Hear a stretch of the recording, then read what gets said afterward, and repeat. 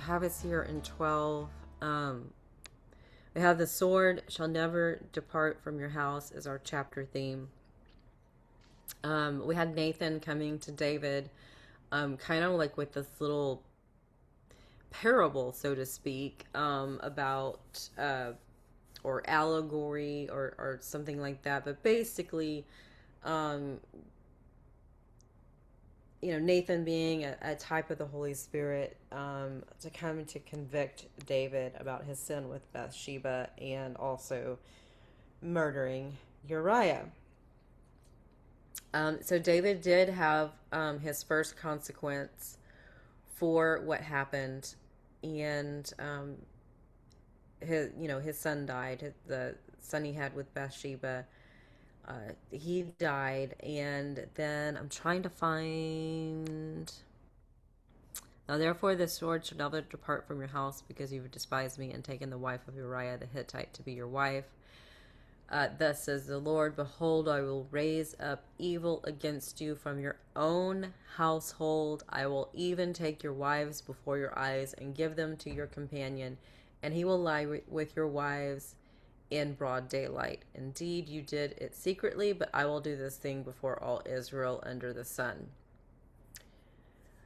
Um, so yeah, here we are. We're heading into 13, and we're starting to see these things happening. And then also we went at the end of 12, we had the account of um, where Joab and then thus David, they, took the cities of the sons of Ammon and captured them, put them under saws, sharp instruments, axes, and made them pass through the brick kiln. So they destroyed their enemies there. And then here we go into 13. Now it was after this that Absalom, the son of David, had a beautiful sister whose name was Tamar, and Amnon, the son of David, loved her. Amnon was so frustrated because of his sister Tamar that he made himself ill, for she was a virgin, and it seemed hard to Amnon to do anything to her. But Amnon had a friend whose name was Jonadab, the son of Shimeah, David's brother, and Jonadab was a very shrewd man. And he said to him, O son of the king, why are you so depressed morning after morning? Will you not tell me? And then Amnon said to him, I am in love with Tamar, the sister of my brother Absalom. Jonadab then said to him, lie down on your bed and pretend to be ill. When your father comes to see you, say to him, please let my sister Tamar come and give me some food to eat, and let her prepare the food in my sight, that I may see it and eat from her hand. So Amnon lay down and pretended to be ill, and when the king came to see him, Amnon said to the king, please let my sister Tamar come and make me a couple of cakes in my sight, that I may eat from her hand. Insights.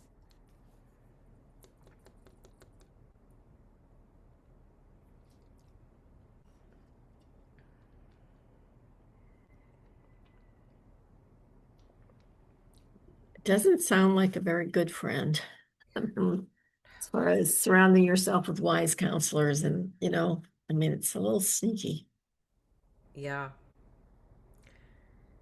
Yeah. It's interesting. Um, It says, not my half sister, but I am in love with Tamar, the sister of my brother. Not my sister. yeah.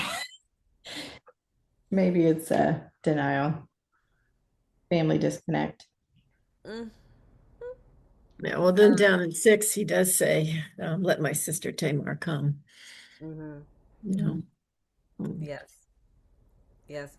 And so that's another thing is you'll see kind of if you go to some commentaries, you'll see some goofy stuff in there. And it's Jewish tradition is, and it goes into I think the it might have been the Mishnah, but you have to, and this is one of those examples. You have to stick with what Scripture says.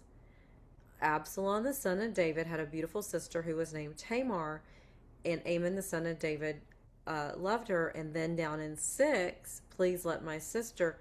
This is half brother, half sister, and nothing else.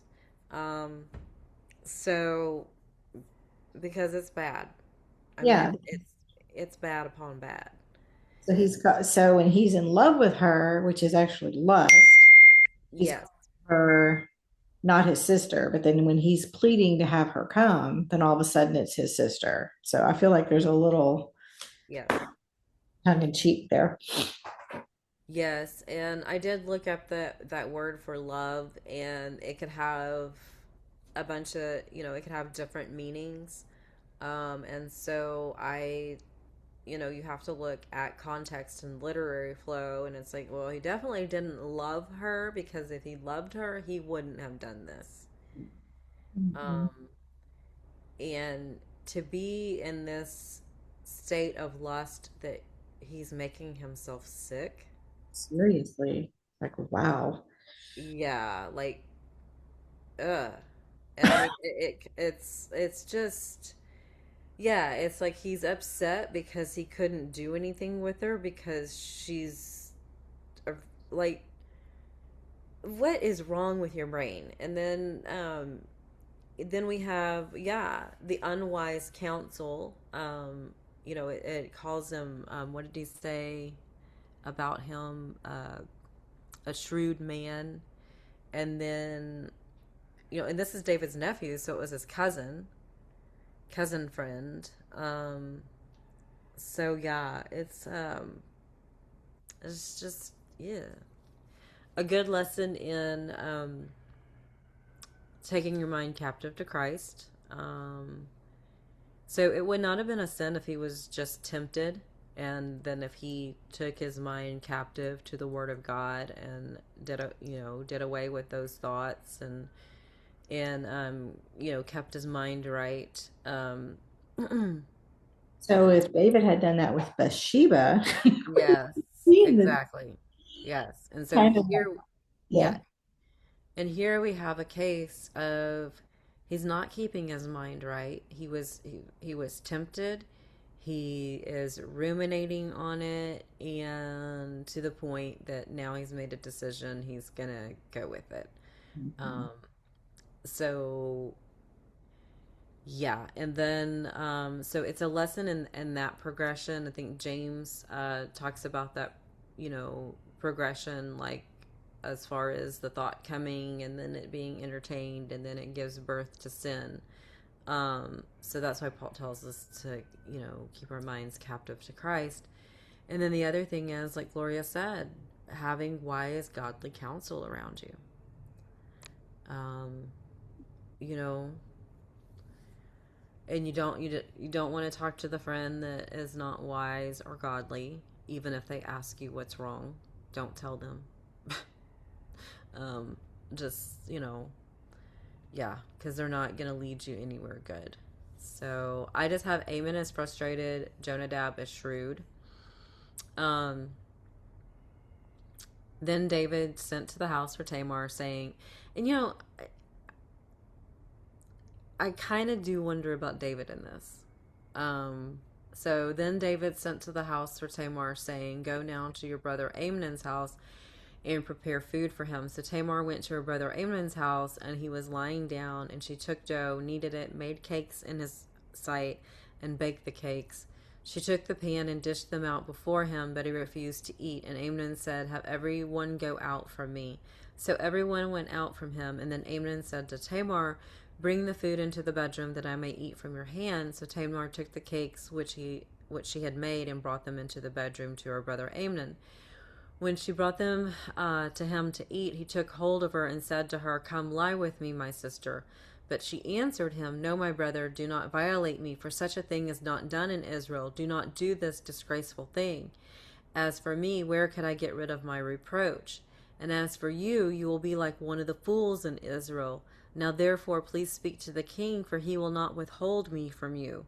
However, he would not listen to her. Since he was stronger than she, he violated her and lay with her. All right. Insights here. Well, she was willing to apparently be married to him. Mm-hmm. just ask the king, unless that was just a ruse to get her out of the room, but um yeah, I mean, she pointed out good points to him and he just was so incensed with her that he just ignored it. Yeah. Yeah. So, I mean, could she be? So when I went back, so I kind of went through the law of Moses where they talk about incest. Mm-hmm. And so now in the field, if he were to take a virgin, then you have to marry and be married there all the days of your life. You know that I think that was in Deuteronomy or Leviticus. I can't remember which, Mm-hmm. but then you go back to the incest where it says, so it's like the crimes would have been, sexual violence, incest, and then virgin daughter of Israel. So Mm-hmm. I don't know if he could have married her. Could he have married her? Oh gosh. I Yeah. know. It's a And whole. yeah, so it was against the law. I have it here. The nakedness of your father's wife's daughter born to your father, she is your sister. You shall not uncover her nakedness. Right. So Yeah. um, I don't think that could have happened, but I think what she was definitely arguing was, this is going to cause me personal shame and it's going to not end well for you. Um, Yes. I think she is definitely demonstrating moral clarity. I mean, she was definitely the wise one in this, kind of showing her strong personality. Um, Yes. and then to Um, lose the possibility of being married, I think she would, after she's been defiled, then yes. Yeah. so I don't. I think she was wise. He was ridiculous, and Yeah, no, definitely. And I mean, like Gloria said, like, saying something like the king will not withhold, me from you, even though it is against the law, might have been just, to get out of the room, mhm. for sure. Yeah, I mean, Yeah, I don't. so yeah, I mean, she basically can't marry after this. She's desolate, so I mean, it's a whole thing. Her life. Um, yes, and there were, like in the law, uh, so to speak, there are things about rape, and yeah, as far as Well, he was. There was nothing stopping him. I mean, his mind was made. He was determined to do this. So it's just kind of that progression, like you talked about, of you know capturing your mind with Christ, because his once he hit that slippery slope, he there was no stopping. yes, yes. I mean, this is like, I mean, you feel horrible for Tamar. I mean, this poor girl, and then you know, Amen. You just, oh gosh. Um, Rules in Israel, because if you commit that, that came up in what I was looking up too, referring to, if you're somebody who does this, I mean, well, I think the punishment was death, but then there was something having to do with foolish, I forgot what it said, but it kind of reverted back to that. yes. Make And note. I mean, the proverbs, the wise do this, the fools do this. It's kind of like you know, it, obedience to God's word, to His precepts. Believer, unbeliever, kind of thing. So the wise follow God's precepts. The fools do not. Nabal was a fool. Yes. So yeah, I mean, this is just, and I say I wonder about David. Like, why didn't he pick up on any of this? I think we get that answer a little further down. But yeah, Mhm. like, Where he had 47 wives and 2,500 kids.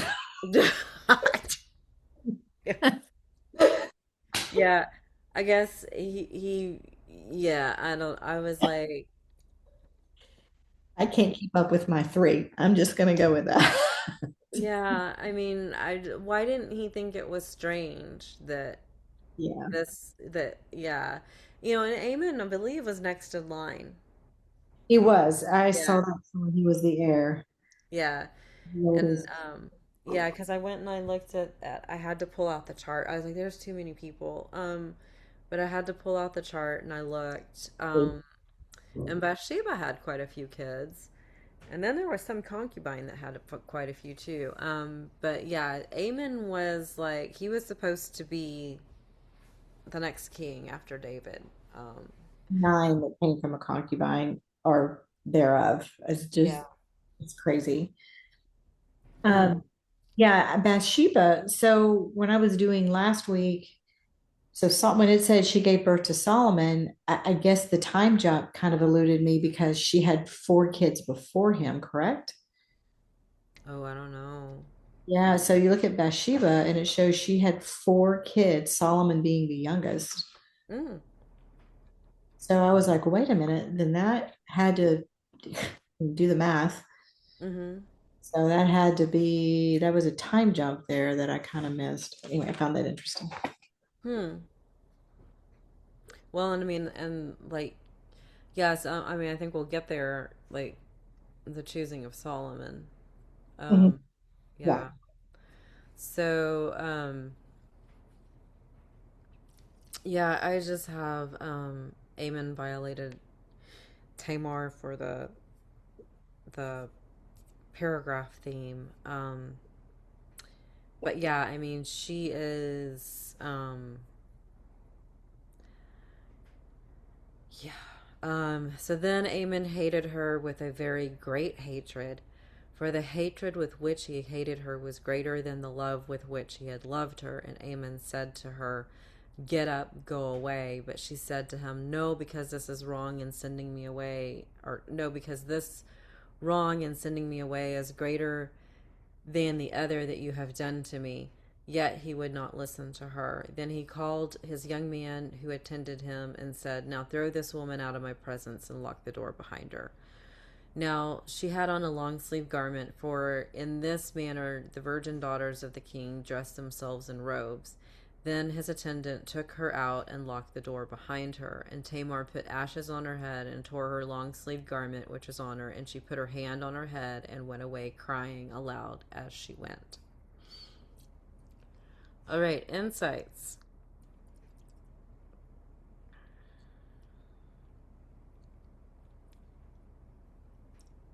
Well, I think that your respect for Tamar kind of increases even at this point, because I mean, she's the one who she could have walked out of there and gone back home without tearing her sleeve. I mean, everybody would have known what it meant.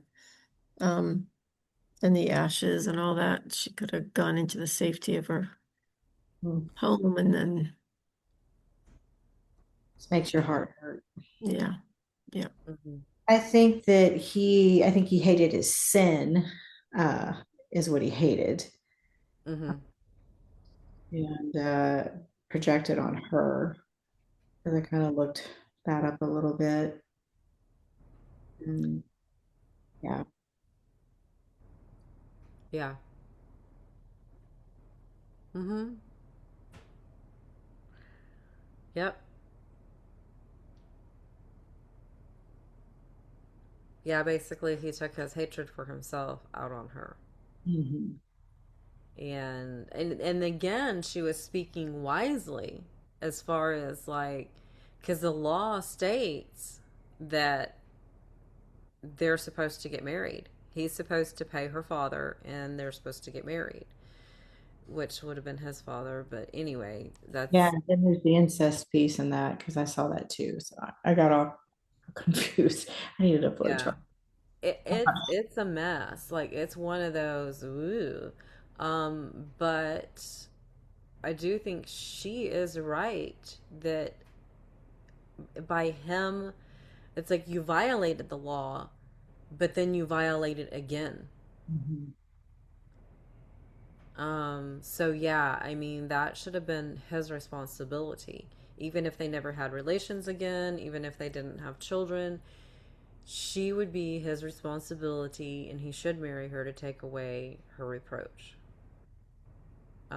So it's yeah, and I mean, she could have just walked out of there silently and not tore her sleeve or anything like that. Um, but yeah. So I just said Amen hated Tamar and wronged her greater by sending her away. Um, Then Absalom, her brother, said to her, "Has Ammon your brother been with you? But now keep silent, my sister. He is your brother, and do not take this matter to heart." So Tamar remained and was desolate in her brother Absalom's house. Now, when King David heard all of these matters, he was very angry. But Absalom did not speak to Ammon, either good or bad, for Absalom hated Ammon because he had violated his sister Tamar. Insights.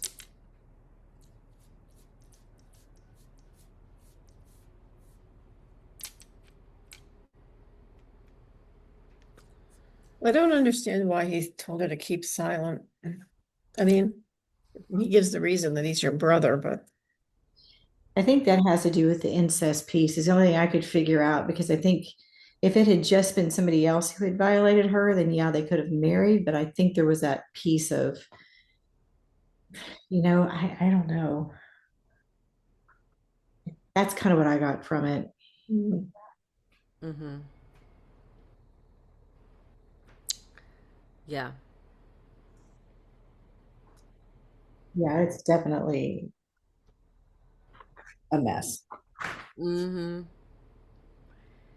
Yeah. Well, I mean, if she put ashes on her head, she tore her sleeve, she's crying, she comes into the house, um, you know, and he knew where she was going, so he put his finger on who did it, and then he tells her to keep silent, and then he tells her to not take this matter to heart, um, which is hard to do.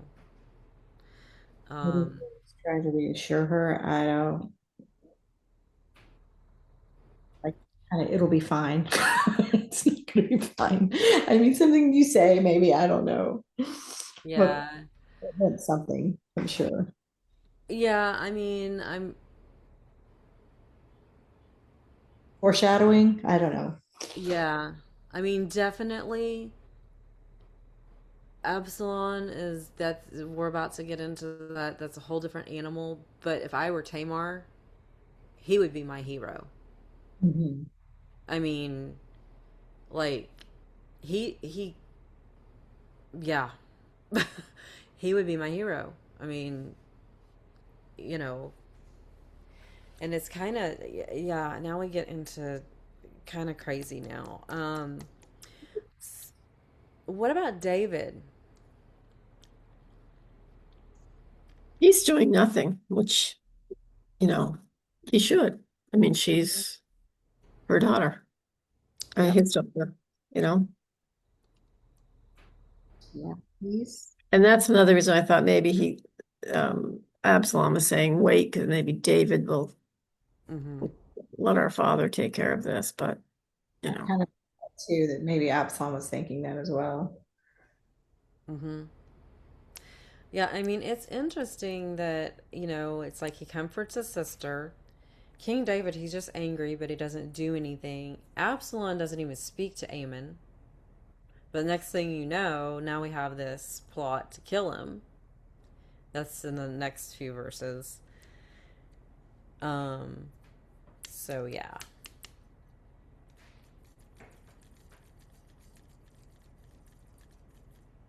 Yeah, I mean, I guess Amon being the firstborn heir, I don't know what David's doing.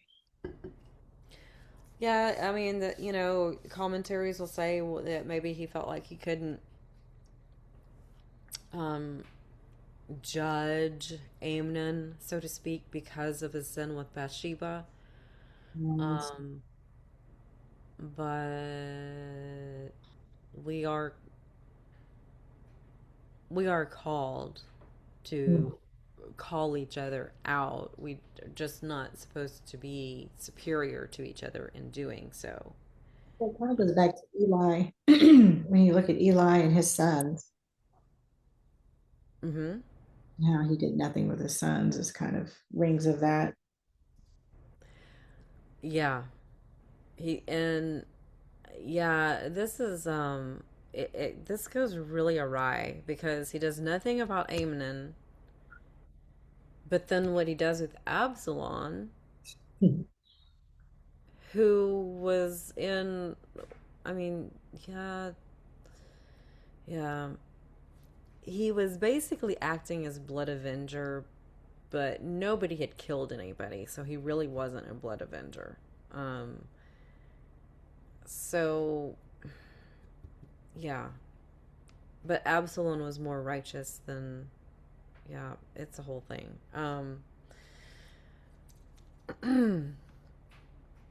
So I have Absalom hated Amnon, but and David very angry.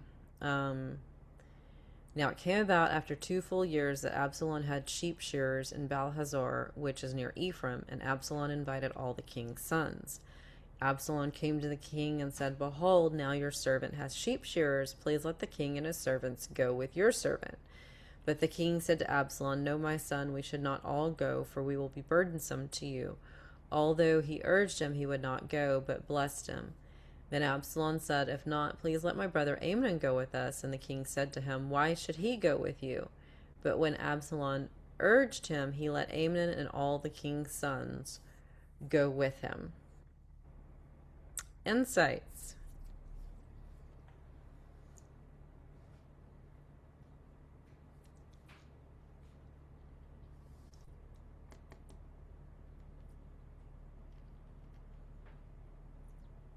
It's been 2 years, and I guess that I guess everything's okay Mm. in David's eyes. I mean, unless he's a little hesitant about letting Absalom go, maybe he knows there's a little tension there, but he certainly hasn't addressed it in 2 years. Yeah. And Absalom does kind of follows in his father's footsteps, Mhm. Mm-hmm. with Uriah a little bit, getting him drunk. And Mm-hmm. Yep. that seemed like it happened a number of times where things were Yeah. visited upon David that David had done. Mm-hmm. Mhm. Yep. There. Opulent. Yep. Yeah. Yep.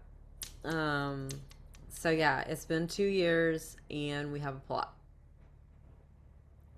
We don't know it's a plot yet because we haven't gotten there in the text, but yeah, we know it was a plot. So yeah, here we go. Here we go. I just have Absalom invites all the king's sons to a sheep shearing.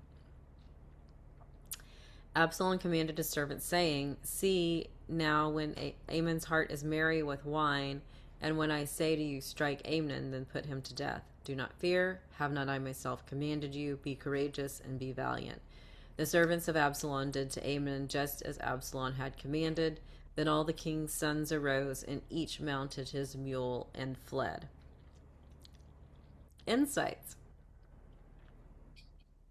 So, what do you think it would have been different if King David had gone? Mm, that's a good question. I don't know. Maybe not. Or he would have killed him in front of King David? Maybe. Unless he wouldn't have and he saw an opportunity. Hmm. Because he kept pressing.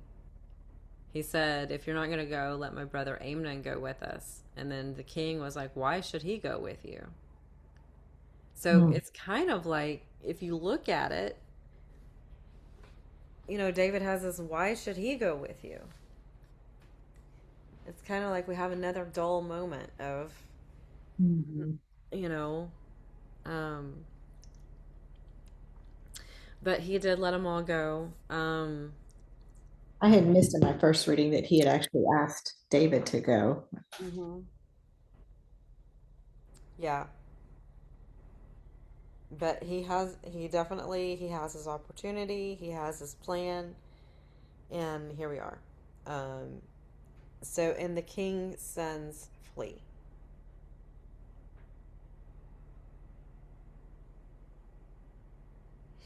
Um, so there is the Blood Avenger, the Avenger of Blood, um, who, if a family member is murdered, then the Blood Avenger can that's like the deal is he's supposed to go out and find the murderer and kill them. These days you get put in prison for that, but under God's law, anyone who spills blood is to be put to death.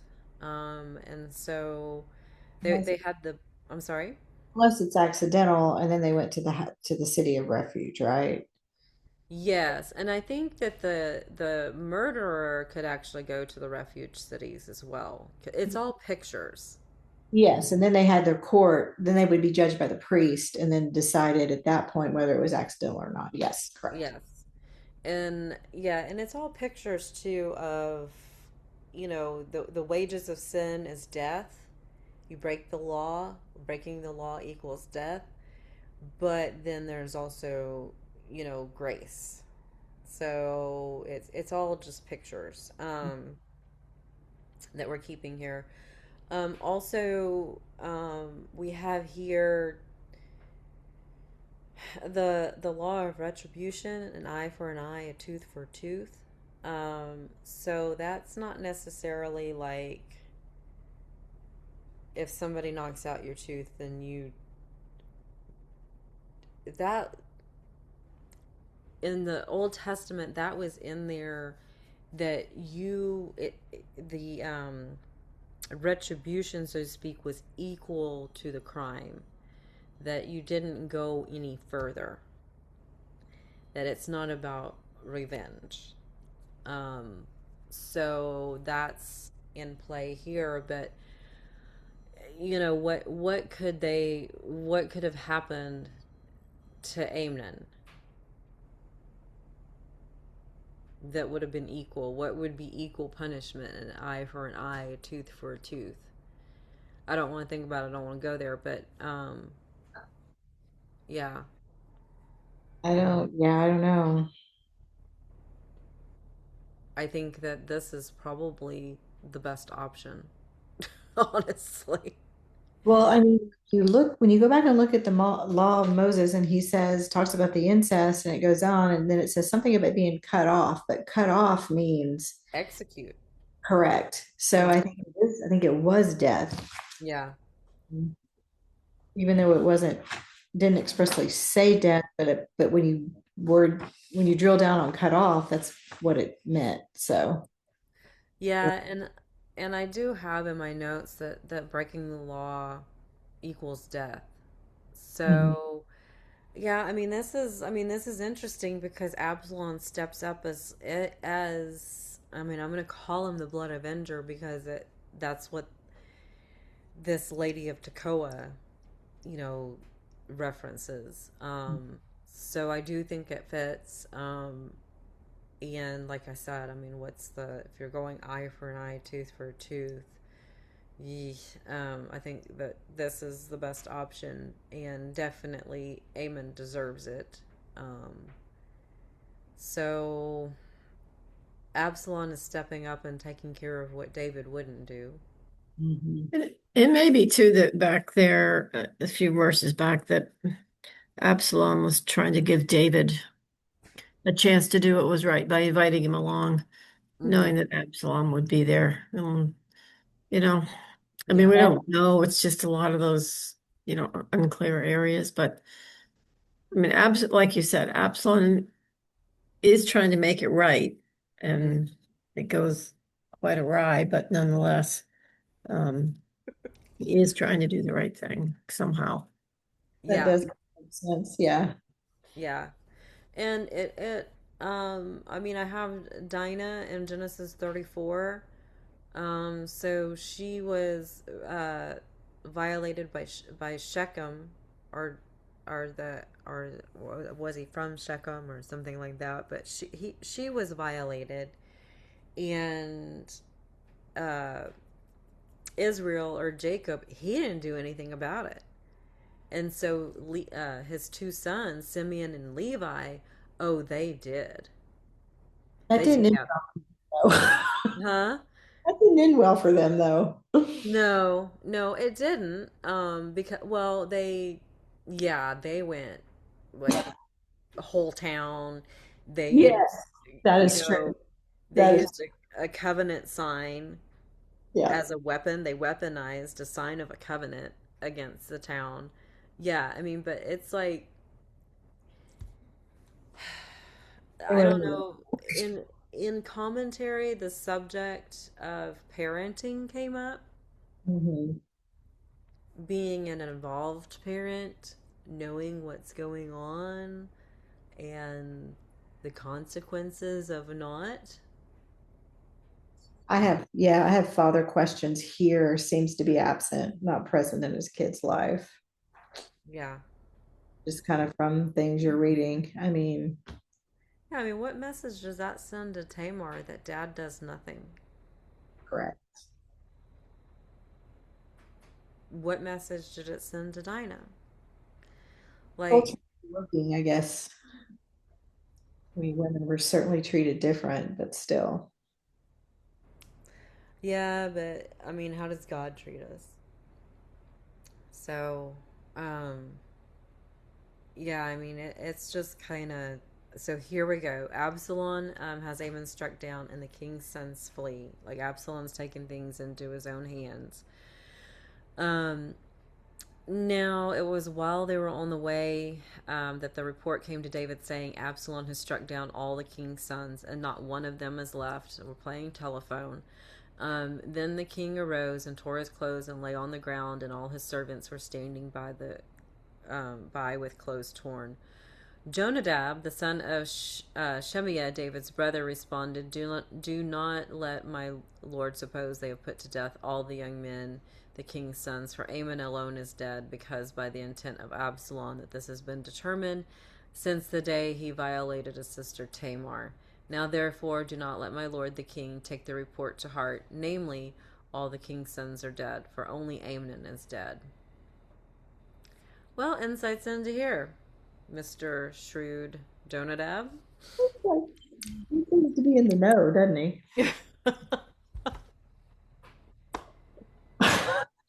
Goodness gracious.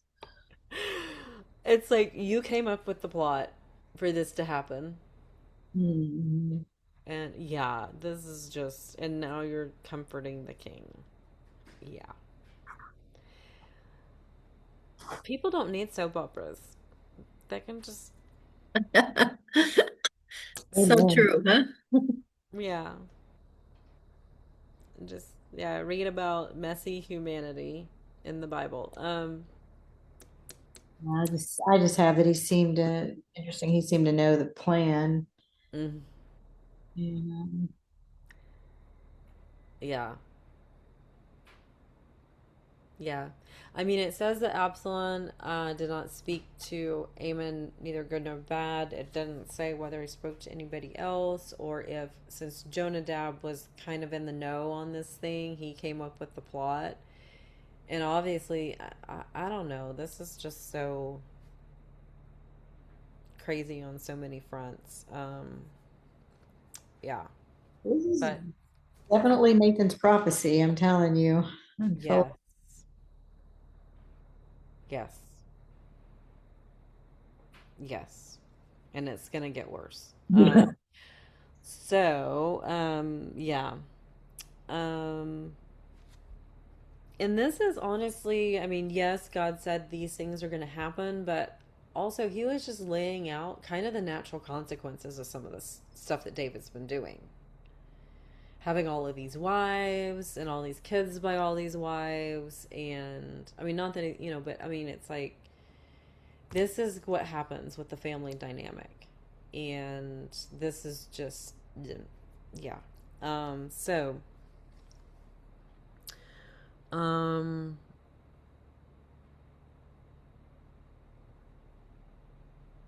let's see. Now it was while they were on the way that the report came to David saying Absalom had struck down all the king's sons. Wait, did I already read that? Yes.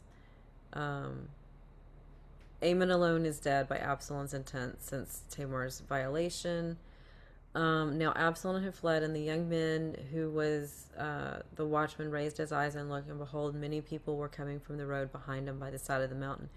Jonadab said to the king, behold, the king's sons have come according to your servant's word. So it happened. And as soon as he had finished speaking, behold, the king's sons came and lifted their voices and wept, and also the king and all his servants wept very bitterly. So insights into here.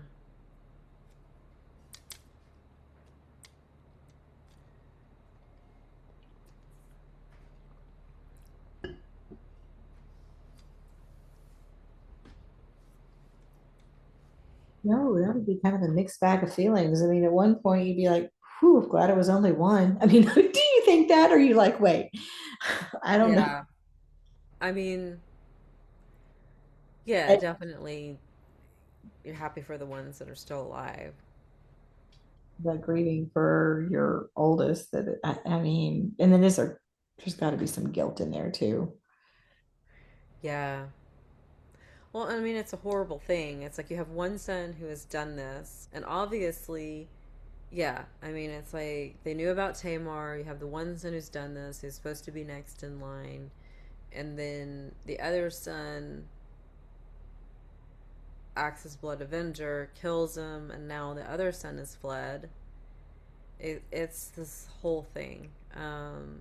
Affecting the whole family down, except for Jonadab. He seems to be chilling. Yeah, just as your servant said, look at me. Oh, good. Aren't I great? Yeah, yeah. Mm. It's like somebody needs to. It's kind of the unwise counsel, as Gloria calls him. Yes. It's like, oh, a shrewd man. Somebody needs to just clock him. So, I have Absalom flees. King's sons weep bitterly with the king and his servants. Now Absalom fled and went to Talmai, the son of Ammihud, the king of Geshur, and David mourned for his son every day. So Absalom had fled and gone to Geshur and was there for 3 years. The heart of the king David longed to go out to Absalom, for he was comforted concerning Amon since he was dead. Okay. Um, Insights.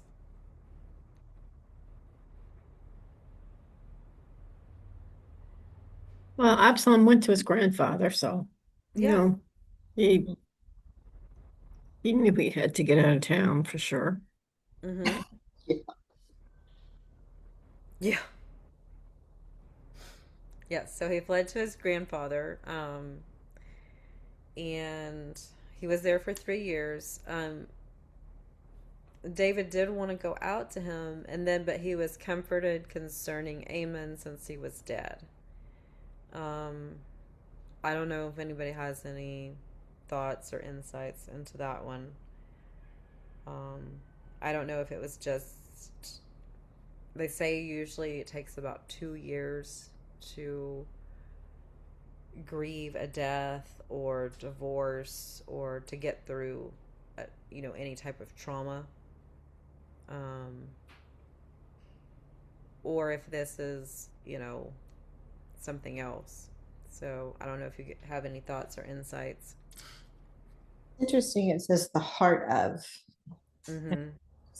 a man after God's own heart, but probably wanting family reconciliation, but um, not, I mean, not wanting to put the effort into it.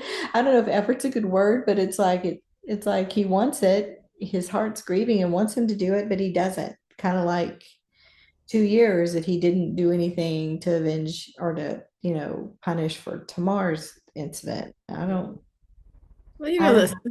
times people, I mean, they condemn themselves for their own sin and then don't act Mm-hmm. because they don't feel like they have the right to because of their own sin. Kind of what it's like, right? That he's, I mean, he has to feel guilt. I mean, for all, I mean, especially since Nathan had said, this is coming. And Mm-hmm. God's never, you know, told him something that wasn't going to happen before. And so he knew, I think he knows, but I don't think he's seeking God's counsel wisely. I don't think he's, Yes. I just don't think he's dealing with it. Dealing with his own emotions, but not doing anything to restore his family or try to keep everything together. And I don't know why. I mean, I'm sure he's old and tired because I know that feeling. No, I don't know. I don't know why, but it just Well, seems he's absent. Sort yeah. Yes. And so it kind of brings up the subject of, yes, we do have earthly consequences for our sin. of. Mhm. God takes away our sin, but he doesn't take away the earthly consequences for our sin. He lets us walk through those. But whenever you're walking through those consequences for your sin, those earthly consequences, it does not mean that you just like sit there and let it all happen and don't take responsibility. And it doesn't mean that you can't lead through those consequences, Right. because you can lead with humility. You know what? I've sinned. I've made these mistakes. I've done this. You know, and I'm sorry. You guys are dealing with the consequences of what I've done. But, let's see what the Lord says. Let's go back to his precepts, and then, let's walk in this. And have consequences for what happened to Tamar. Mhm. Right. It doesn't talk a lot about him seeking God's counsel here. I think he, No. I mean, I think the only mention that we really have of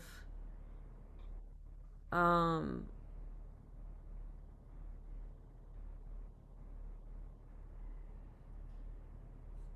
I here. mean, close to it is where, Tamar is talking about how it'll be one of the fools in Israel. Such a thing is not done in Israel. I mean, she's referring to the law and how we're supposed to be. But yeah, like there's no mention of seeking God anywhere.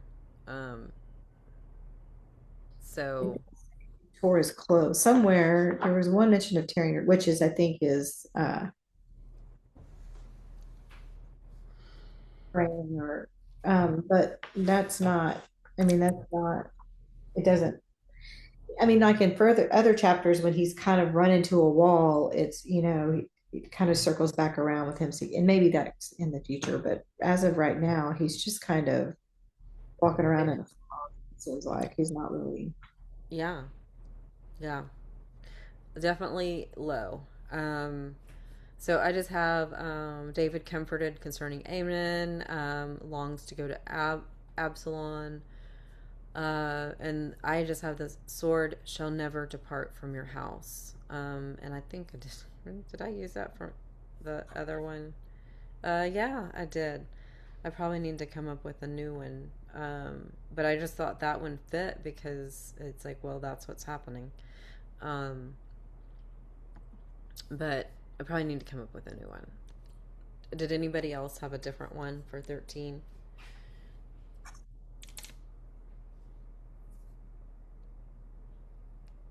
But the sword will never should part from the house. Amen. Sin and death.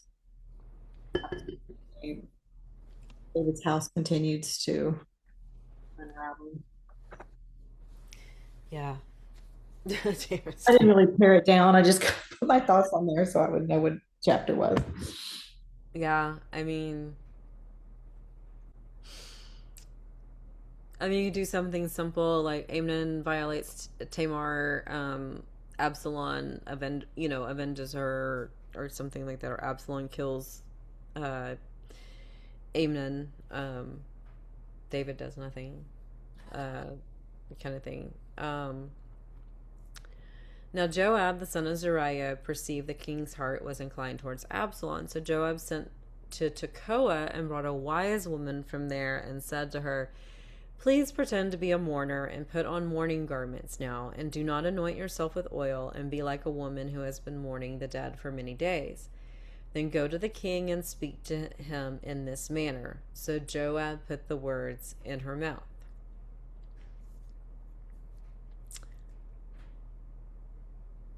Insights.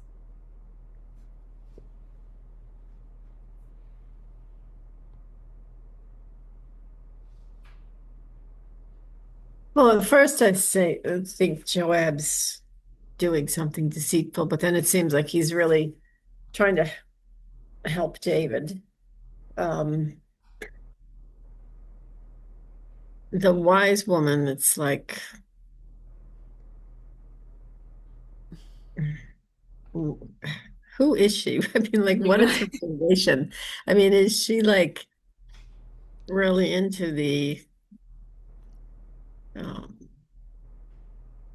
dark arts there, or Yeah. is she just, I don't, I'm like, why would you not bring in or go talk to a prophet or Mm-hmm. somebody Yeah. else? Why would you go get this woman? I mean, he would have seen how Nathan dealt with David. Mm-hmm. I mean, he could have talked to Nathan. Why did he talk to this Yeah. woman of Tekoa? Yes. Joab, yeah, we're keeping track of Joab and what he's doing. And then the why, and we're probably going to come back to this. But yeah, he chose a wise woman. I didn't do a word study, but in Um, Daniel. Oops, I did on that wise. It was Mm-hmm. Chakam. Mm-hmm. It meant wise, intelligent, skillful, cunning, subtle. Yeah. So could go either Yeah. way. Yeah, but in the New Testament, if they were like a woman of God, they might have called her a prophetess. Mhm. So it is kind of like, yeah, he like, and she was, it's like, yeah, you're kind of dabbling in something here. Um, It's kind of Joab's MO though. He he's I do think you try to look at his intent, as Gloria said. I do think he cared for David. I don't think he but I do think he always kind of had a motive behind his. hmm yeah.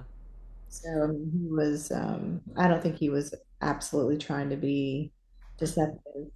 Um I think he was just trying to position himself, um,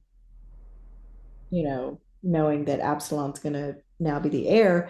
Although when I looked at the chart, there's a Daniel Oh, yeah. in there between there. So I don't know how all that worked, but for some reason I feel like Joab was thinking that Absalom was going to be the one that. hmm Yeah. Um, Then also, if you look back at when you go back to, there's a couple things with Joab because when you go back to Abner, there was that. And then you go back to Uriah, and there was that because it's like yes. the way he manipulated that with Uriah that got others killed, not just Uriah. And then, the same thing with Abner when he kind of, even though that's kind of a blood avenger thing there too. So Yeah. But yeah, it just wasn't politically good for David. the way he did it, yeah, maybe Yeah. with kind of like Dinah. Yeah.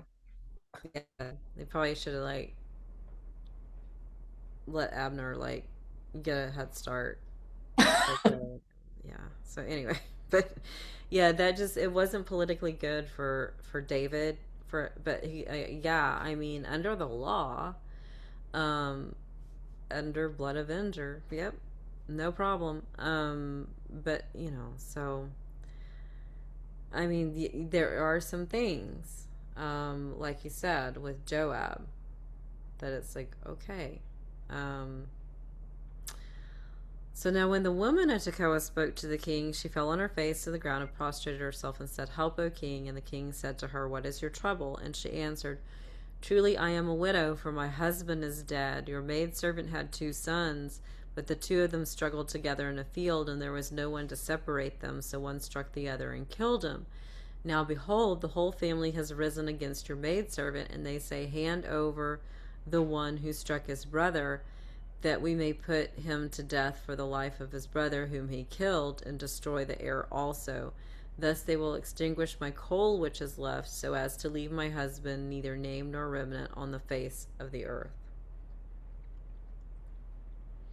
Insights.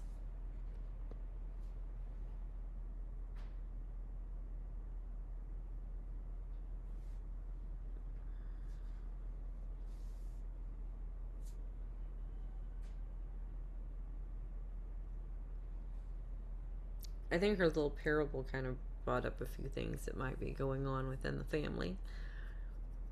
I think she's kind of leaning more towards restoration rather than destruction. Um, you're trying to verbally smack David per se. Mm-hmm. Yeah. So, I mean, it's, okay, well, we had 2 sons struggling in a field. There was no one to separate them. One struck the other and he's dead. And now everyone else wants to kill the one that killed the other one. This whole like blood avenger thing is, so it's kind of giving a little insight through this parable of what might be going on with David's family. Some of them might want to kill Absalom, some of the sons, Mm-hmm. for killing their brother Ammon. So, um, so I just have the wise woman of Tekoa speaks the words of Joab. Then the king said to the woman, Go to your house, and I will give orders concerning you. The woman of Tekoa said to the king, O my lord, the king, the iniquity is on me and my father's house, but the king and his throne are guiltless. So the king said, Whoever speaks to you, bring him to me, and he will not touch you any more. And then he said, Then she said, Please let the king remember the Lord your God first mention, so that the avenger of blood will not continue to destroy, otherwise they will destroy my son. And he said, As the Lord lives, not one hair of your son shall fall to the ground. Insights.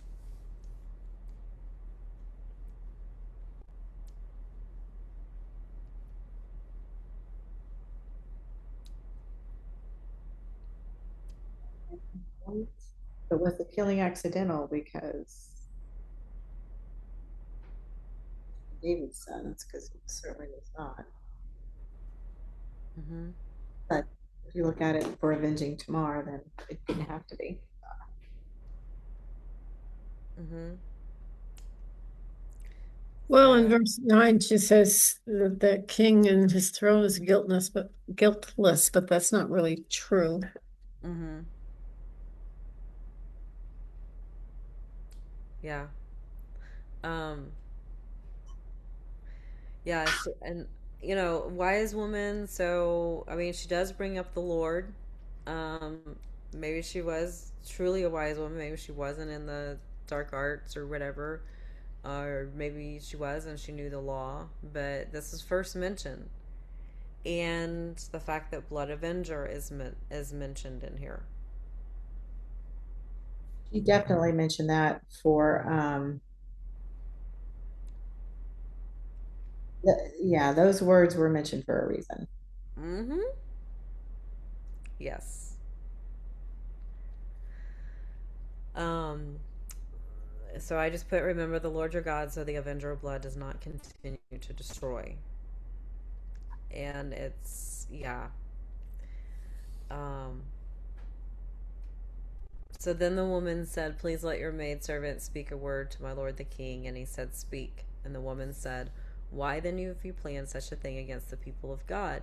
For in speaking this word, the king is as one who is guilty, and that the king does not bring back his banished one. For we will surely die, and are like water spilled on the ground, which cannot be gathered up again. Yet God does not take away life, but plans ways so that the banished one will not be cast out from him. Now the reason I have come to speak this word to my lord the king is that the people have made me afraid. So your maidservant said, let me now speak to the king. Perhaps the king will perform the request of his maidservant, for the king will hear and deliver his maidservant from the hand of the man who would destroy both me and my son from the inheritance of God. Then your maidservant said, please let the word of my lord the king be comforting, for as the angel of God, so is my lord the king to discern good and evil. And may the Lord your God be with you. Insights.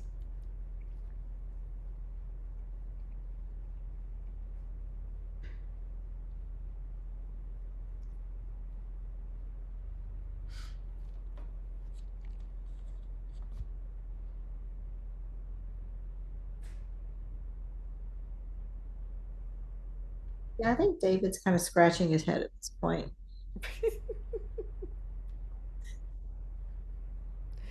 Well, I mean, he figures it out in the next paragraph. He's, um but I mean, we finally have mention of the Lord here and bringing the Lord back into this. And this is key here, what she says. Yet God does not take away life, but plans ways so that the banished one will not be cast out from him. And that should be capital. Um, So were these words, because it says these words are from Joab. mm-hmm. So I wonder what if all of these words were from him, and she just was an actress and learned Yeah. how to say it, or did she ad lib? And I guess we We go back don't, to what it says. all we know is it says she spoke the words of Joab. Mhm. So, yeah, I mean, we don't know. Like,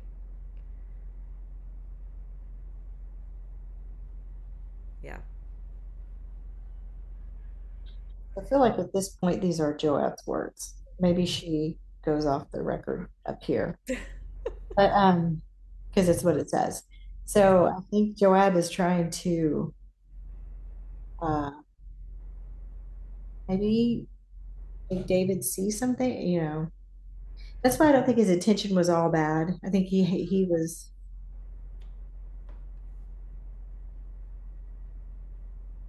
Yeah. You know what Well, I I mean, yeah, Absalom was, I guess was supposed to be next in line, but, I mean, yeah, he saw David's heart was inclined to Absalom, and he's being reminded in this of God's mercy. God has a plan for his banished ones. Yeah. Like, So we with don't, oh, go ahead. no, go ahead.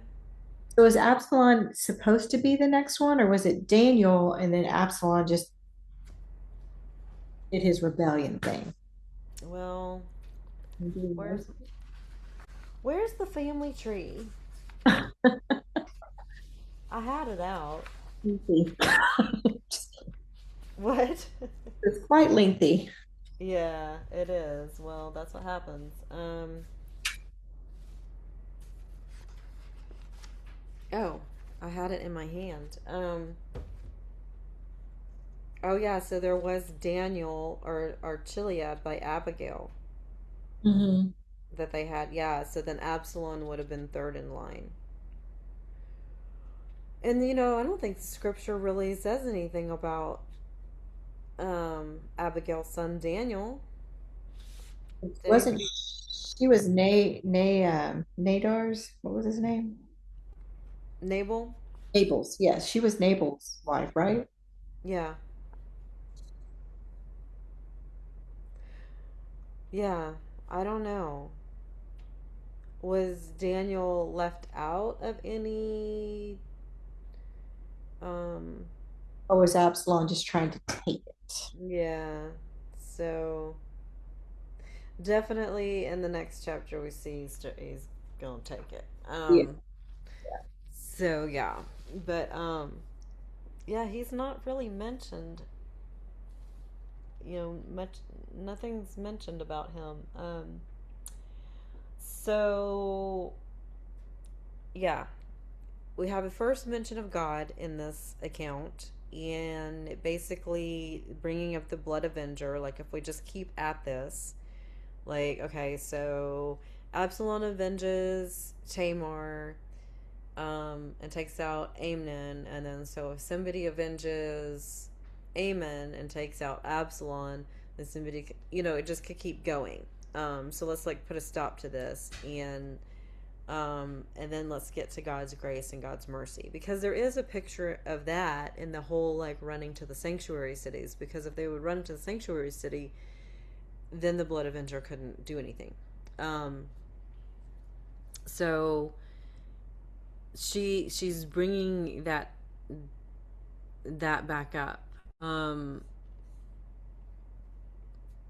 I guess, well, Joab, through her, is bringing that up. So we have the king is guilty. God's plans so or God plans so the banished will not be cast out from him, is what I have for the paragraph theme. Um, so then the king answered and said to the woman, "Please do not hide anything from me that I am about to ask you." And the woman said, "Let my lord the king please speak." So the king said, "Is the hand of Joab with you in all this?"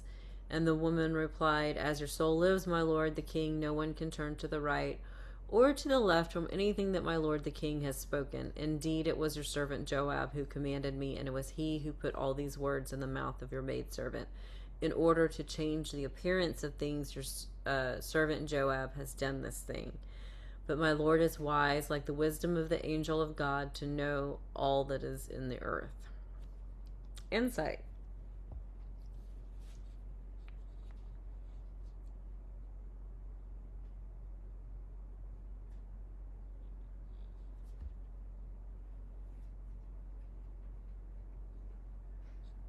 Well, there's your answer on Joab. Yeah. So, yeah. Joab commanded her. And it says, in order to change the appearance of things. I mean, I think he's wanting things to go back to normal, or I think he sees the writing on the wall here, and so he's trying to, maybe one, help David from going down this path, and two, help himself keep his position. Yeah. Well, it says he's perceived the king's heart towards Absalom. And so, as Nathan came with his little allegory or parable or whatever to change, to convict David, that he Joab used this wise woman and put these words in her mouth again to convict David, to change the appearance of things in David's heart and in David's mind, to Well, change things. and the kingdom is probably suffering as we see David kind of in decline here. Um, Yeah. you know what I mean? It's just common leadership. You can imagine that the kingdom is probably there's probably suffering going on, or people are noticing, I guess is what I'm trying to say, that so maybe it's a effort to try to revive. Mm-hmm. Yeah, definitely we're going to see in the next couple of chapters how and why Absalom was able to win people's hearts. So, yeah, Part of the or maybe just Joab trying to bring it to David to say,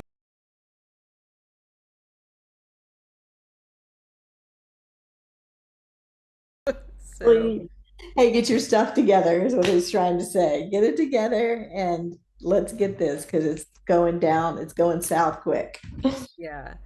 Um, so, yeah, I mean, there definitely, whenever we, um, fall into grievous sin, the fallout from it. I mean, if we don't take care of it effectively, definitely it can affect our leadership roles and things like that. And that's why a lot of pastors will step down after something like that. Number one, they got to get their families back together. They got to lead their families through it, and it kind of shakes them up to where they're kind of not qualified for leadership for a while until they heal from their own sin, because sin definitely has, like as we saw with Amnon. It's like all of a sudden he just turned and hated and sinned even more, and hated Tamar, but he was really just taking his own rage at himself out on her. And so, people who fall into grievous sin have their own healing to do Well, in the it's process. back, yeah, back to Bathsheba, because it's like just one after another, where he's trying Hmm. to cover the sin, cover the sin, and cover the sin, and he sins more and more and more. So Yeah, it's still there. He's yeah, still. yeah. So I mean, definitely we take care of the victims first. But then the people who commit sin have their own healing to do, because there is that guilt, and trauma from, they kind of have their own trauma from things that have happened and stuff like that. So, A lot of it. yeah. Repenting mentioned, so he must be, you know, he's hiding from sin instead of facing it head on. Yeah. And I mean, there is, I mean, he's confessed his sin, but then there's the guilt that Mhm. that's just hangs with a person. um so But yeah, yeah. he hasn't acted on any of the Promises. family stuff going on. Maybe he's dwelling in his own guilt instead of dealing with all that. Yeah, and I mean there's a lot here, I mean there's a lot going on here, with the consequences. Let's see. So I just have, in order to change the appearance, Joab commanded me. Then the king said to Joab, behold, now I will surely do this thing. Go therefore, bring back the young man Absalom. And Joab fell on his face to the ground, prostrated himself, and blessed the king. And Joab said, today your servant knows that I have found favor in your sight, O my lord the king, and that the king has performed this request of his servant. So Joab arose and went to Geshur and brought Absalom to Jerusalem. However, the king said, let him turn to his own house and let him not see my face. So Absalom turned to his own house and did not see the king's face. Um, Insights.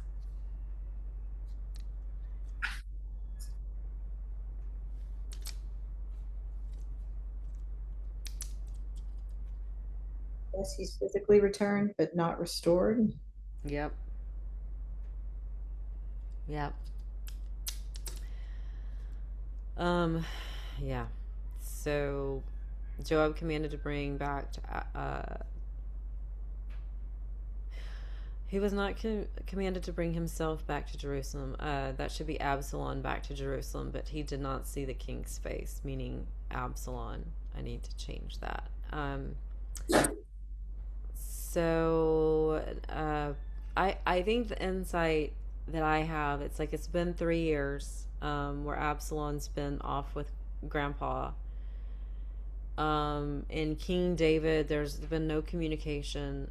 David brings him back, but um, doesn't even see him. Um, That's I crazy. can't. Yeah, I really can't imagine what that does to a son. I'm not excusing Absalom's actions, and in fact, I think some of them are kind of funny here at the minute. But I'm not excusing his actions at all, because we're all responsible for our own actions. But I can definitely see the bitterness from whence his actions came. Um, because I cannot imagine. I mean, my son could do the most horrendous thing in the world, and I would still love him, and I would still want to be around him. I would want to help him. Um, you know, God is that way with us. He still loves us, and he still wants to be around us. He still has redemption in his heart towards us. So, um, yeah, this is just hard. Um, Years. And it's like interesting to me, like looking back at David's life, when you go back and look at, the grace he was given, his running from place to place and how, it's just I would have never put his reaction with his sons like this, but I think it has to do with lives. He was yeah. being control with that. Oh my gosh, can you imagine the wives? What's going on there? Like the one that has the son that raped the half sister, and then the other, and then he gets killed by like the oh my gosh, that's a whole thing. Um, just Yeah. yeah, it's let's just not. Oh boy. Times in the king's house. It seems like, for like current day application, I guess, when people feel unworthy Mm-hmm. for something they've done, then I think a lot of times they don't give what they should or could to other people. Mm-hmm. Um, like, yeah, David knew God's grace, he knew God's mercy, and yet for some reason he couldn't give it to Absalom. Mm-hmm. Um, and that had to be something internal for him, whatever it was. I mean, we can sit and guess, but Yeah, um, Bathsheba. there was something that was keeping him from doing that. And Yeah. so for us, I mean, the lesson realizing that just because we feel unworthy does not mean that that is God, how God views us, and that does not mean that God can't use us to help somebody else. Um, Yeah. Exactly. Yes. And so there's something going on here with, and it's just all going awry. I Um, stems from Bathsheba. All that was just I can't even. well, I mean, so far, I mean, he's not supposed to take that many wives, but he would see a beautiful woman and then he would marry her. So then, under the law, he wasn't quote unquote sinning. This time, it just, he didn't even marry her, and it was just a whole He thing. always kind of got away with manipulating all of that, and then Bathsheba, it just finally. I think God said, "We're done with this. Yes. We've reached our limit here," and it just all snowballed, and Hmm. And you he know what?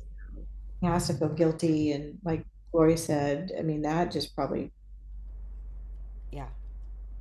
Yeah, and this is a whole thing and a whole mess. And it's all of David's creation. He took all of these wives, and they have all these kids and all these things, and you put a bunch of sinful people together, and well, here you go. And I mean, it's like that in every family. Marriage is a miracle. You put two sinful people together from two different backgrounds, and the fact that it stays together, it's God. Mm. Um, you know, you get family together, um, a bunch of sinful things are going to happen. 'Cause, I mean, it's just like, you schedule the family reunion, and if God's not involved, oh boy. Um, yeah. And I mean, if, it happens in our family. I mean, God is usually involved, but the times that, kind of put by the wayside, things happen, somebody ends up crying or, what have you. But yeah, I mean, um, this is kind of a mess, and it really is of David's, yeah. And but it kind of is, if you look at it, and like you said, like it happens to all of us where we have something going on and God calls us out and we have our consequences, and um It's like, well, what are we going to do? Are we going to stand on the promises of God, and are we going to lead through this even though we don't feel like we're qualified, or are we going to just sit here and do nothing and just let things roll and really create more chaos by doing nothing? So lots of application here. One, I saw it described. In fact, I have it on the title of one of mine. It's like from prosperity to sorrow. That's a Mm-hmm. good description. Yes. Yes. And I mean, have you ever read like Ecclesiastes? And oh my gosh, Solomon. I haven't on there. I haven't read it yet. Like, that man, it was so sad at the end of his life. Like, so sad. And it's like, oh my gosh. Okay, so, um, now in all Israel was no one as handsome as Absalom, so highly praised from the sole of his foot to the crown of his head, there was no defect in him. When he cut the hair of his head, and it was at the end of every year that he cut it, for it was heavy on him, so he cut it, he weighed the hair of his head at 200 shekels by the king's weight. To Absalom there was born 3 sons and 1 daughter who was named Tamar. She was a woman of beautiful appearance. So insights here.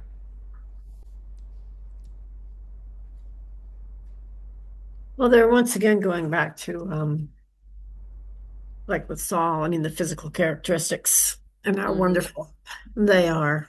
Um,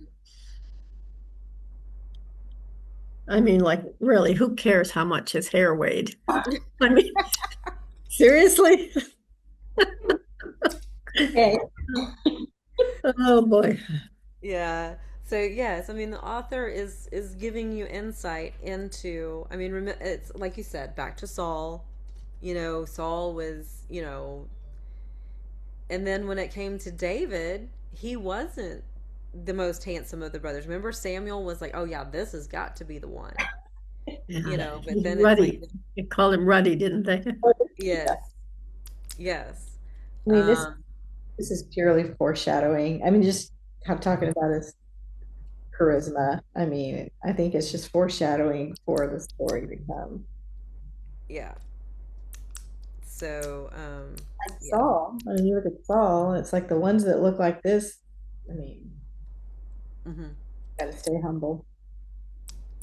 Yeah. Can't be prideful. Yeah. So, just a little insight there. Mhm. Um, Interesting. They threw that in there. I was like, it has to mean something, but just setting us up for the next that's chapter. all I could come up with. Yeah. Yeah. So now Absalom lived 2 full years in Jerusalem and did not see the king's face. Then Absalom sent for Joab to send him to the king, but he would not come to him. So he sent again a second time, but he would not come. Therefore he said to his servants, "See, Joab's field is next to mine, and he has barley there. Go and set it on fire." So Absalom's servants set the field on fire. And then Joab arose and came to Absalom at his house and said, "Why have your servants set my field on fire?"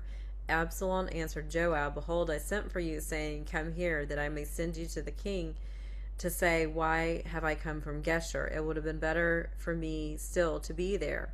Now therefore let me see the king's face, and if there is iniquity in me, let him put me to death." So when Joab came to the king and told him, he called for Absalom. Thus he came to the king and prostrated himself on his face to the ground before the king, and the king kissed Absalom. Insights.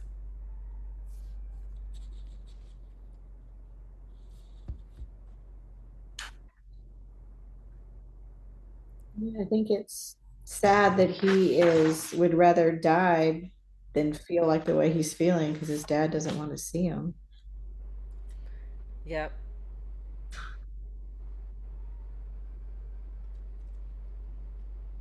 He's a little bold. The way he phrases that in 32, if there is iniquity in me. Yeah. Usually a person says that when they're pretty sure there isn't. It's Mm-hmm. like, Yeah. Pretty sure it isn't, but if you could find it, let's have a talk, you know? Yeah. But yeah, Yeah. I mean, So far, yeah. Like, yeah. and it was his dad who put him in that position, really. If Yeah. his dad had done what he was supposed to do, Absalom wouldn't be in that position. Mm-hmm. Yep. So, yeah, obviously there was no iniquity in him, and the king kissed Absalom. Um, but that doesn't mean that bitterness wasn't brewing in Absalom. Yeah, Um, it's too late.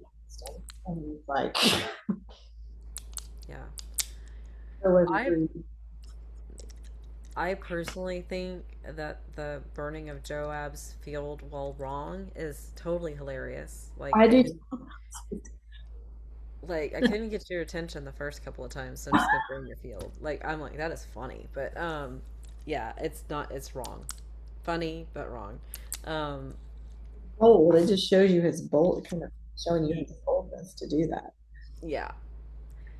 Well, I mean, he's definitely a man of action. Mhm. He's not sitting around. Barnacles are not growing on him. He's No. yeah. Um, so there you go. Kind of, if you notice, she kind of breaks up the lessons into like little subjects. So we're kind of halfway through this subject with David, with what Nathan said was going to happen.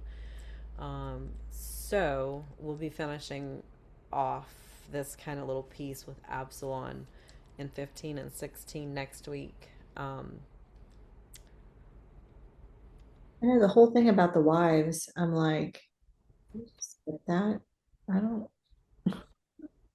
mm, mm, It's it's not gonna go. That's not good. no, no, not. So yeah, No, they probably weren't living together though. I mean, they had their own homes. They had to. I mean, when you have that, I don't even know how that would happen with. And it's interesting how you have some of the wives who only have one child, which tells you, then you have other wives that have, you know, like Bathsheba had four. yeah, yeah, Some only had one. So, but then there's a lot of concubines apparently, because there's a lot of unknown kids there. yeah. And that Mamas. didn't mean that. I mean, they would just record the sons. They didn't record the daughters unless there was a reason to. And yeah, Oh, okay. So there could have been four more that were girls. yeah. Okay. Or I mean, and I did have this thought too. I mean, sometimes the king just wouldn't come back. I mean, if you look at, seriously, if you look at Esther, like the king hadn't been into her for, or hadn't called for her for like, I don't know, it was a crazy amount of days. I can't remember how many it was, but she was, Mordecai comes to her and is like, "Look, you need to do something." And she's like, "Well, what can I do? The king hasn't called for me, and all this time." And yeah, so I was thinking about that too with some of these wives that only have one son. It's like maybe they just weren't called for again.